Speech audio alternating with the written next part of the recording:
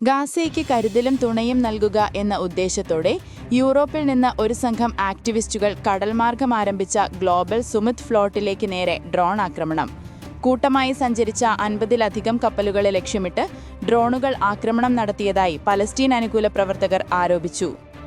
തങ്ങൾ സഞ്ചരിച്ച 3 കപ്പലുകൾക്ക് കേടുപാടുണ്ടായെന്നും 13 ആക്രമണങ്ങൾ ഉണ്ടായെന്നും ഒട്ടേറെ തവണ സ്ഫോടന ശബ്ദങ്ങൾ കേട്ടെന്നും യാത്രയിൽ പങ്കെടുക്കുന്ന ഫ്രെനക്സ് ടെർസേവ്സ്കി എക്സിൽ കുറിച്ചു. അതേസമയം ജർമ്മനിയിൽ നിന്നുള്ള ആക്ടിവിസ്റ്റ് യാസമിൻ അഗാർ 5ഓളം കപ്പലുകൾ ആക്രമിക്കപ്പെട്ടതായി ആരോപിച്ചു. ഞങ്ങൾ മാനുഷിക സഹായം മാത്രമാണ് കൊണ്ടുപോകുന്നത്, ആയുധങ്ങളില്ല. ഞങ്ങൾ ആരെയും ഭീഷണിപ്പെടുത്തുന്നില്ല, ആക്ടിവിസ്റ്റുകൾ പറഞ്ഞു. ആക്രമണത്തെ തുടർന്ന് ആശയവിനിമയ സംവിധാനങ്ങൾ തകരാറിലായി. ഫ്ലോട്ടിലയുടെ വിവരങ്ങൾ പങ്കുവയ്ക്കുന്ന ഇൻസ്റ്റാഗ്രാം പേജിലൂടെ സ്ഫോടക ദൃശ്യങ്ങൾ സംഘം പുറത്തുവിട്ടിട്ടുണ്ട്. സമുദ്രമാർഗത്തിലുള്ള ഇസ്രായേൽ ഉപരോധം മറികടന്ന് ഗാസയിലേക്ക് സഹായം എത്തിക്കാൻ ലക്ഷ്യമിട്ടാണ് ഗ്ലോബൽ സുമുദ് ഫ്ലോട്ടില ഈ മാസം ആദ്യം സ്പെയിനിലെ ബാർസലോണയിൽ നിന്നും ആരംഭിച്ചത്. നിലവിൽ 51 കപ്പലുകളിലാണ് യാത്ര. ഗാസയ്ക്കുള്ള അടിയന്തര സഹായമായി ഭക്ഷണവും മരുന്നും വെള്ളവും എത്തിക്കുകയാണ് ലക്ഷ്യം. ജൂൺ-ജൂലൈ മാസങ്ങളിൽ സമുദ്രമാർഗം ഗാസയിലെത്താനുള്ള ആക്ടിവിസ്റ്റുകളുടെ ശ്രമങ്ങൾ ഇസ്രായേൽ തടഞ്ഞിരുന്നു. സ്വീഡിഷ് പരിസ്ഥിതി പ്രവർത്തക ഗ്രേറ്റ ടീവ്ബർഗ് ഉൾപ്പെടെയുള്ളവർ യാത്രയുടെ ഭാഗമായിരുന്നു. ഇത്തവണയും ഗ്രേറ്റ സംഘത്തിലുണ്ട്. 2007 ഗാസയുടെ കടലിലും ഇസ്രായേൽ ഉപരോധം ഏർപ്പെടുത്തിയത്. ഹമാസ് ആയുധക്കടത്തിന് കടൽ ഉപയോഗിക്കുന്നുവെന്ന് ആരോപിച്ചായിരുന്നു ഇത്. ശക്തമാക്കിയതോടെ 50 പലസ്തീൻകാർ കൂടി കൊല്ലപ്പെട്ടു. ഗാസ സിറ്റി സെന്ററിലേക്ക് മുന്നേറുന്ന ഇസ്രായേൽ കരസേനയെ പിന്തുണച്ച് ശക്തമായ വ്യോമാക്രമണവും ഉണ്ടായി. നുസ്രൈത്തിൽ മാത്രം 13 പേർ കൊല്ലപ്പെട്ടു. നഗരം വിടണമെന്ന ഇസ്രായേൽ സേനയുടെ മുന്നറിയിപ്പ് അവഗണിച്ച് ഒട്ടേറെ പേർ ഗാസ സിറ്റിയിൽ തുടരുന്നത് സ്ഥിതി ഗുരുതരമാക്കുന്നു. ഗാസയിലേക്ക് സഹായവുമായി പോയ 50 കപ്പലുകളുടെ നേർക്ക് ഇസ്രായേൽ ഡ്രോൺ ആക്രമണമുണ്ടായതിനെ തുടർന്ന് കപ്പൽ വ്യൂഹത്തെ സംരക്ഷിക്കുന്നതിനായി ഇറ്റലി ഒരു നാവികസേനാ കപ്പൽ അയച്ചു.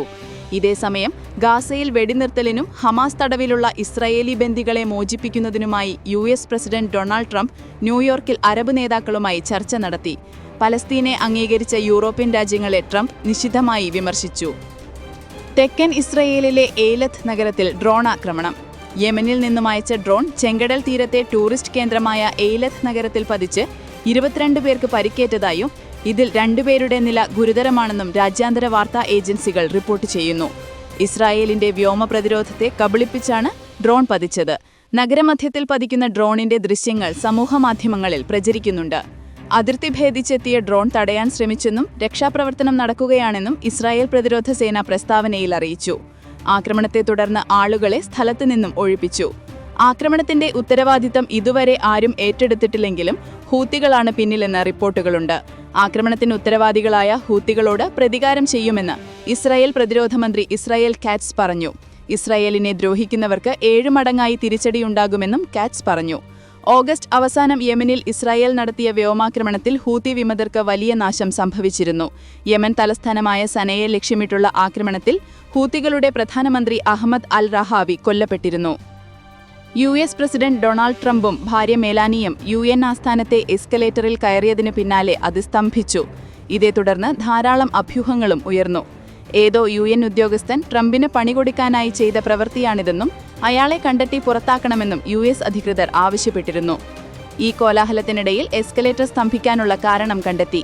US പ്രസിഡന്റിന്റെ വീഡിയോഗ്രാഫർ ട്രംപ് എസ്കലേറ്റർ കയറുന്ന ദൃശ്യങ്ങൾ പകർത്താനായി ക്യാമറയുമായി പിന്നോട്ട് നടന്ന് എസ്കലേറ്ററിൽ കയറിപ്പോയിരുന്നു.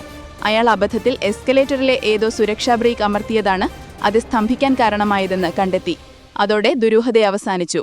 കഴിഞ്ഞ ദിവസം UN-ലെത്തിയ ശേഷം ട്രംപ് എനിക്കിവിടെ നിന്ന് കിട്ടിയത് മോശമായ എസ്കലേറ്ററും ടെലിപ്രോംപ്റ്ററുമാണെന്ന് പറഞ്ഞത് ചിരി പടർത്തിയിരുന്നു. ശതകോടീശ്വരന്മാരിൽ 2ാം സ്ഥാനത്തുള്ള ഒറാക്കിൾ സ്ഥാപകൻ ലാരി എല്ലിസന്റെ നേട്ടം കൊണ്ട് ലോകത്തിന് എന്തുണ്ട് ഗുണം? തന്റെ സ്വത്തിന്റെ 95% ലോക നന്മയ്ക്കായി സംഭാവന ചെയ്യുമെന്ന് പ്രതിജ്ഞ എടുത്തിട്ടുണ്ട് അദ്ദേഹം. 2010 നടത്തിയ ഗിവിംഗ് പ്ലെഡ്ജിന്റെ ഭാഗമായിട്ടാണ് ഇത് ചെയ്യുക. ഈ മാസം ആദ്യം സോഫ്റ്റ്വെയർ കമ്പനിയായ ഒറാക്കിളിന്റെ ഓഹരി വില 40% വർദ്ധിച്ചതോടെ സഹസ്ഥാപകനായ ലാരി എല്ലിസൺ ഇലോൺ മസ്കിനെ കടത്തിവെട്ടി കുറച്ചു ദിവസത്തേക്ക് ലോകത്തിലെ ശതകോടീശ്വരന്മാരിൽ 1ാം സ്ഥാനത്തെത്തിയിരുന്നു. നിലവിൽ ലോകത്തിലെ 2ാം സ്ഥാനക്കാരനാണ് ലാരി എല്ലിസൺ. ബ്ലൂംബർഗിന്റെ ബില്യണയേഴ്സ് സൂചികയിൽ നിലവിൽ ലാരി എല്ലിസന്റെ ആസ്തി $373 billion. Ellison institute of technology വഴിയാണ് എല്ലിസൺ ജീവകാരുണ്യ പ്രവർത്തനങ്ങളിൽ നല്ലൊരു പങ്കും ചെലവഴിക്കുന്നത്. ഓക്സ്ഫോർഡ് സർവകലാശാലയുമായി ചേർന്നാണ് ഈ സ്ഥാപനം പ്രവർത്തിക്കുന്നത്. കാലാവസ്ഥാ വ്യതിയാനം, ആരോഗ്യ സംരക്ഷണം, ഭക്ഷ്യസുരക്ഷ, AI മേഖലയിലെ ഗവേഷണം എന്നീ മേഖലകളിലെ പ്രവർത്തികൾക്ക് വേണ്ടിയാണ് സമ്പത്ത് ചെലവഴിക്കുക.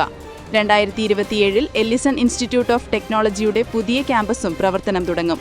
ഇതിനു പുറമെ അർബുദ ഗവേഷണത്തിനു വേണ്ടിയും വലിയ തുക എല്ലിസൺ സംഭാവന ചെയ്തിട്ടുണ്ട്. സദേൺ കാലിഫോർണിയ സർവകലാശാലയ്ക്ക് $20 കോടി ഇതിനായി നൽകിയത്. ആരോഗ്യമേഖലയിൽ ഒട്ടേറെ ഗവേഷണങ്ങൾ ചെയ്യുന്ന എല്ലിസൺ മെഡിക്കൽ ഫൗണ്ടേഷനും $1 ബില്യൺ ലഭിച്ചിട്ടുണ്ട്. ലാരി എല്ലിസന്റെ സമ്പത്തിൽ അടുത്തിടെ വൻ വർധനവുണ്ടായത് ഒറാക്കിളിന്റെ ഓഹരികളിലുണ്ടായ കുതിച്ചുചാട്ടമാണ്. ഒപ്പം ടെസ്ലയിലെ നിക്ഷേപവും സഹായിച്ചു.